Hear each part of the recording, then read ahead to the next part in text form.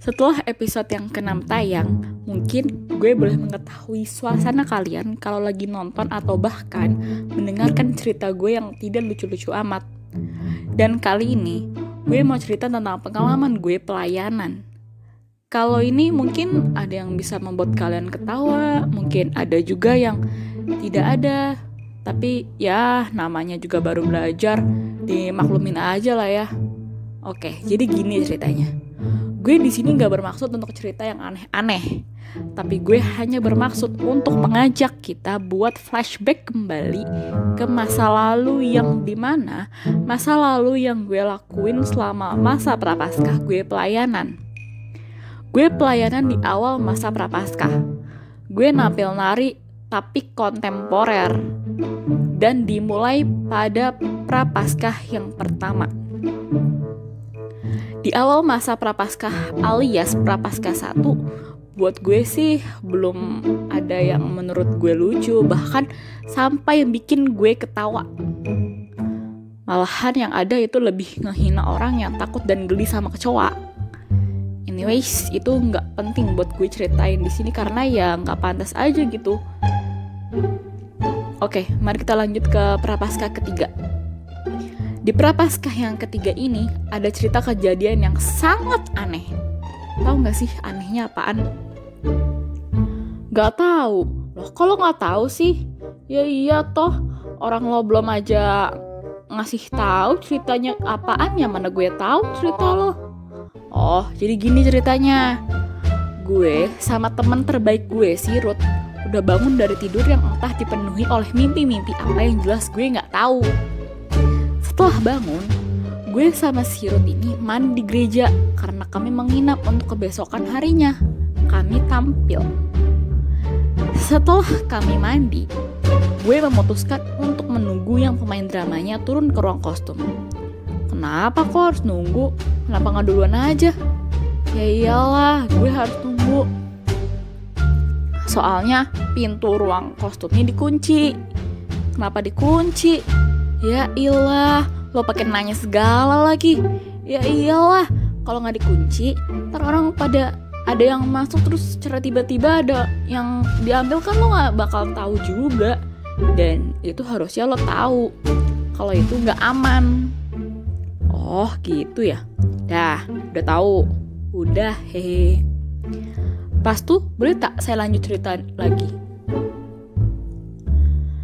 Boleh lah.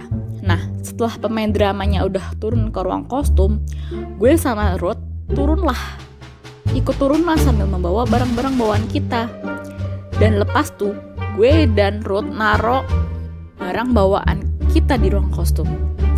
Setelah itu, gue mulai melihat para partner tim tari kita udah pada turun untuk siap-siap di make up.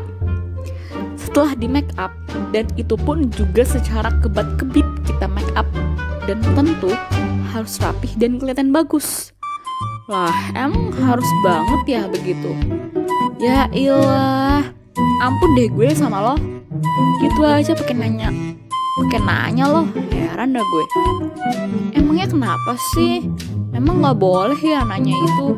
Kan bagus kalau banyak nanya, biar nambah pengetahuan aja. Ya bukan gitu.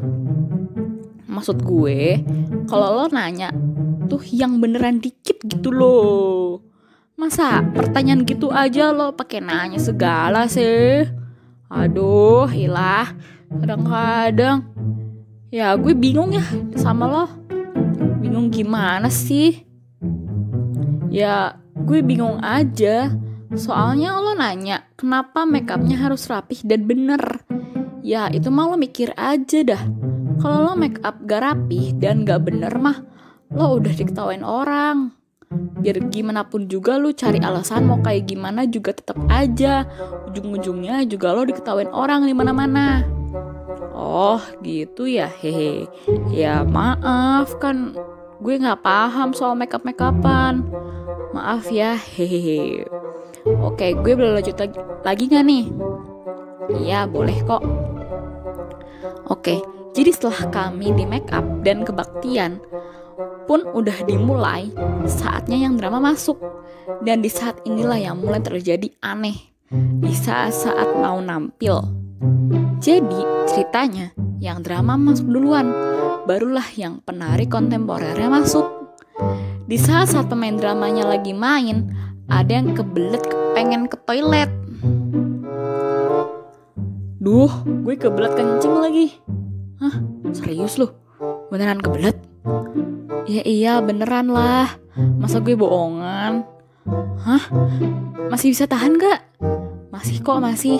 Oh ya udah tahan dulu ya. Pemain drama udah selesai, nampil di awal. Saatnya yang nari nampil sambil diiringi dengan musik. Di saat gue udah berada di atas panggung, kan ada gerakan yang harus sebaris menghadap ke para jemaatnya, dan itu sebaris secara horizontal. Dan pada sebaris itu gue ngerasa ada hal-hal yang sebenarnya gak penting-penting amat sih buat gue ceritain, tapi ya karena gue merasa perlu untuk menghibur kalian ya, jadi wes gue ceritain aja deh. Jadi pada saat itu tuh gue merasa kayak menggeser bangku buat yang main dramanya itu. Dan kebetulan itu bangku terbuat dari kayu yang dicat warna putih. Ya, nah setelah selesai tampil, gue dan teman-teman gue yang lain turun panggung dan yang main drama kembali naik. Dan gue bilang sesuatu dalam hati gue. Kayaknya itu bangku gue geser dikit deh. Tapi gak kelihatan sih itu ngegeser apa enggak. Kagak penting. Udah gue gak usah sibuk mikirin gituan. Kagak penting. Terus tiba-tiba gue kembali mikirin lagi tuh. Tapi gue berasa sakit banget deh. Kaki gue abis nendang tuh bangku. Untung gak kelihatan. Coba kalau kelihatan, malu abis gue dah. Oke, setelahnya gue gak mikirin itu lagi. Gue akan lanjut cerita gue ke Prapaskah 5. Kenapa lo gak lanjut ke Prapaskah keempat? Iya, soalnya gue kan gak main. Jadi ngapain gitu gue ceritain. Oh gitu. Oke deh, lanjut lagi ceritanya. Oke, jadi di pagi yang cerah di Prapaskah 5 ini, gue dan teman-teman partner nari gue yang berlima itu termasuk gue udah pada selesai make up. Setelah selesai make up, kami semua udah memakai kostumnya masing-masing. Setelah gue lihat kostumnya kayak apa, dan gue melihat itu kostum piye iki ada rumbai-rumbainya, dan karena gue nggak terbiasa pakai rumbai dan baru pertama kali gue nari pakai ada rumbai-rumbai segala macem pas di kebaktian, pemain drama cuman satu orang dan yang nari mengikuti di belakang. Dan pemain dramanya sambil nyanyi, sambil jalan untuk naik ke atas panggung. Duh, semoga gue jalannya bener, gak jatuh, gak keserimpet, amin. Dan pada saat hari hanya gue keserimpet dan jatuh hanya karena ada benang yang belum kegunting gitu. Makanya gue keserimpet. Dan dalam hati gue bilang, aduh, ini benang nyebelin banget sih. Kenapa coba? Lo bisa gak sih gak usah bikin gue malu di depan orang banyak? Gue jatuh dan akhirnya malu tuh karena lo. Padahal pas CR, gue gak kenapa-napa tuh pas dicoba latihan. Yang ada gue biasa-biasa aja tuh. Tapi kenapa pas hari H tuh benang kelebihan ya? Dalam hati gue bilang, anjir lah pakai keserimpet segala. Untung pas kebaktian 2 doang. Coba kalau semua kebaktian, betapa malunya gue di sana. Coba lo bayangin aja deh, kalau lo jadi gue gimana? Malu gak sih lo? Oke, terima kasih semuanya. Kiranya cerita gue kali ini bisa benar-benar menghibur kalian semua dan dapat membuat kalian semua menjadi tertawa. Mohon dimaafkan, gue bukan seorang komedian asli. Masih banyak kok komedian asli di luar sana yang lebih jago daripada gue. So, thank you so much for your participation. Yes, Tuhan memberkati.